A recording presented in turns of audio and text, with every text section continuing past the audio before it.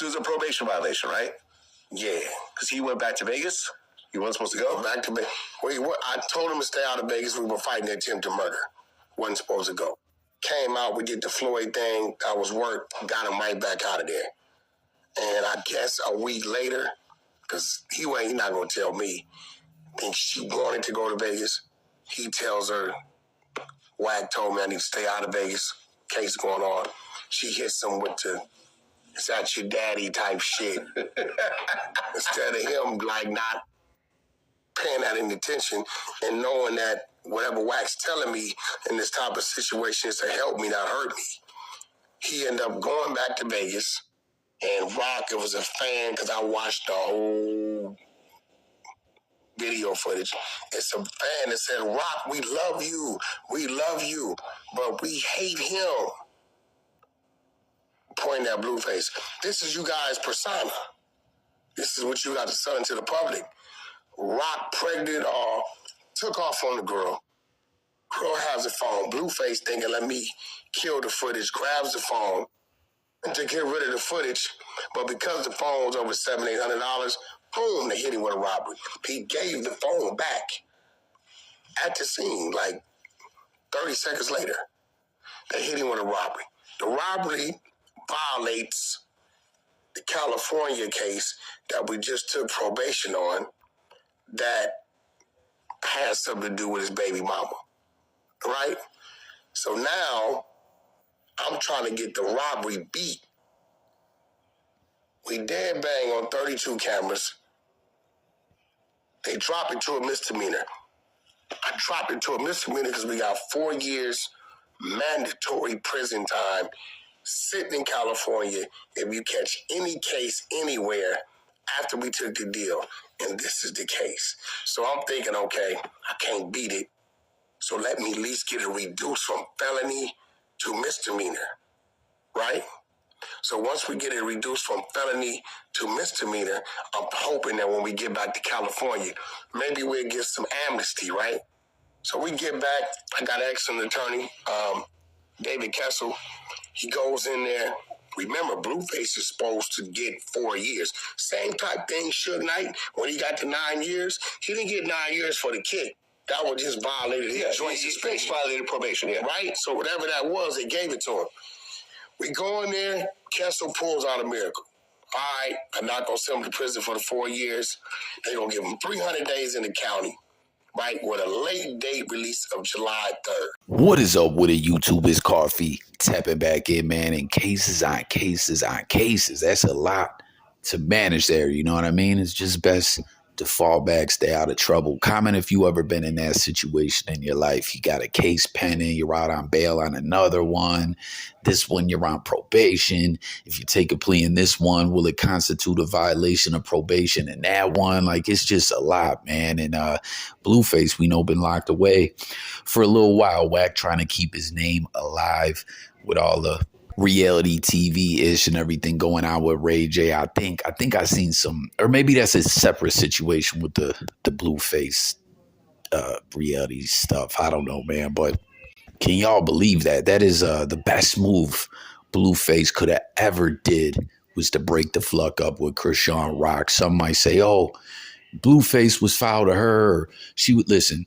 I don't know who was the most fucked up of the two, but together it was a nightmare, and we seen it playing out on the screen time in and time out. It was just ludicrous, man, like straight up. You know what I'm saying?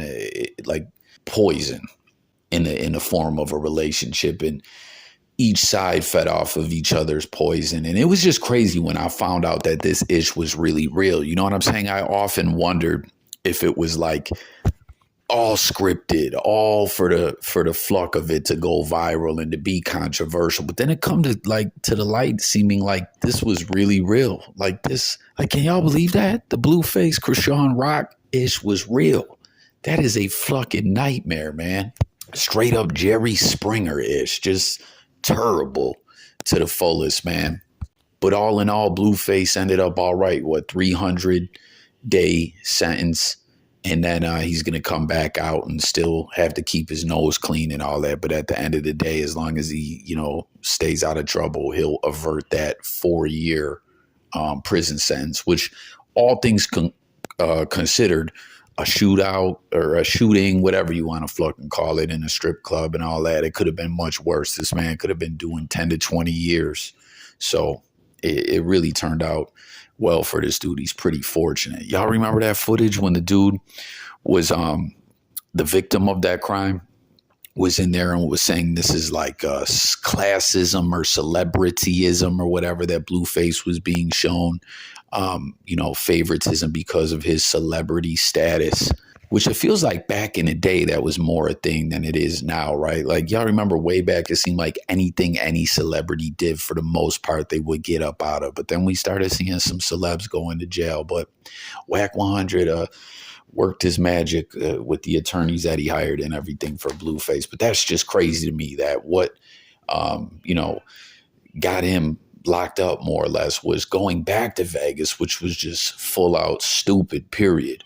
But on top of it, Krishan Rock's going to be pregnant as fuck and get in a scrap with a fan, and then Blueface going to catch a robbery over the phone trying to delete the footage. That's just nuts, man. I actually knew someone once who was, there was a dude, there was a party, right?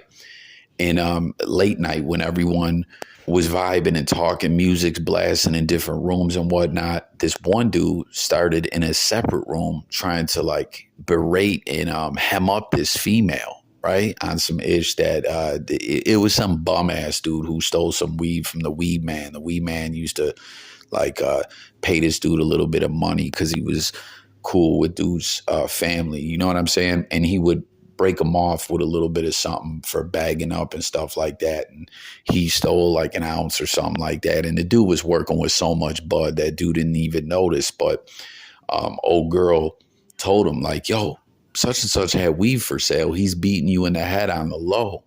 And so then when dude was around the female, right, he like at this party when everyone was in full party mode, not knowing, he started like hemming this female up in another room. But someone who was asleep or thought they were asleep in a room adjacent to that room bust out, snatched the dude up, hit him with a 3-piece special.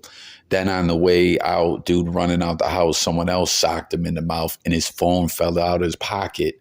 And he ran off to the police, and motherfuckers got charged with a robbery. You know what I mean? Ain't that something? It's just absolutely crazy. But speaking of cases upon cases upon cases, can y'all believe Diddy, another lawsuit, man? I keep telling y'all, like with all this going on, the false ass apology and everything else, I think a RICO is going to be the end result for Diddy. Y'all let me know if you agree or not. That's just crazy. We got to take a moment to highlight that another lawsuit, another accuser has come out in the midst of all this madness. Them niggas is coming on some whole other type shit. Yeah. Right. You got niggas doing life and dead about that shit. They believe in that shit like it's their religion, bro. Yeah. Of course, yeah. Like, we gonna argue about this. You understand what I'm saying? Yeah, right. Listen, right? Like, come on, our shit. Nephew, I ain't trying to get away that shit. Get that mad about insane. Doing that. Get that mad about. I can do what I want to do. You get that mad about insane, nigga. If I don't move before you move by, it's a problem. So that's what I'm gonna talk about that shit. Of course. See, you gonna keep playing on our show doing that shit. I didn't need to, but I can't wait to the Adam White show crap. I'm like, phone that motherfucker. Listen, you praying with us. You praying. Listen, I've been told you. No, I've been telling you. I've been trying to call you for 2 days so we can talk about this on the phone. But you don't answer your phone. Yeah, we talk right now. We can talk right now. You good? Yeah. And no jumper news. I just know how to get the rack the fuck out. What the fuck is 20 racks? Now check it out. That was the behind the scenes. I'm a little late to this, but did y'all see that? First off, the no jumper security. We don't normally see them, but we see them there.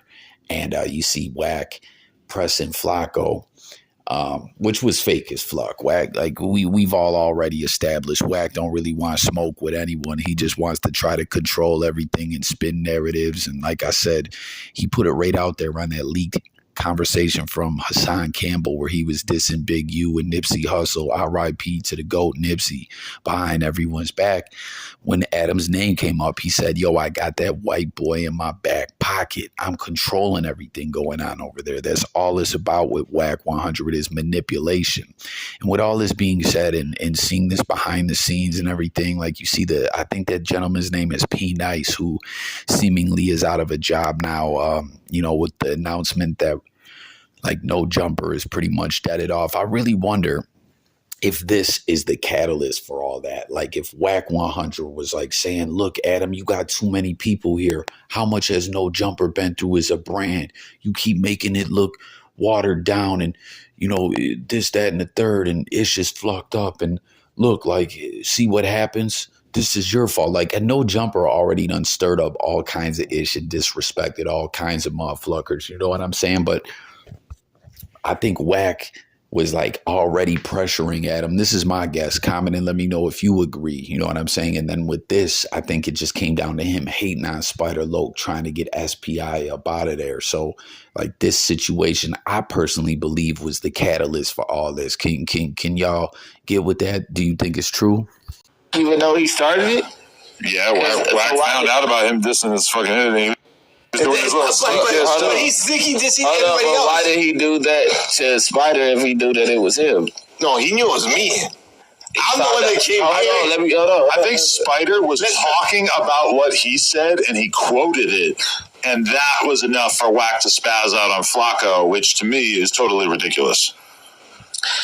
For Flacco to be the how was it quoted though? Like Wack was like trying to laugh. I think Spider was saying like, yeah, he was on No Jumper, and he said, like, real talk, comment with your thoughts about this aftermath of this No Jumper destruction and reboot and all that. Do you guys think Wack indeed played a factor and was hating on the SPI? Comment with your thoughts on that as well as all the news we cover. Subscribe and stay tuned for updates. I'm gone.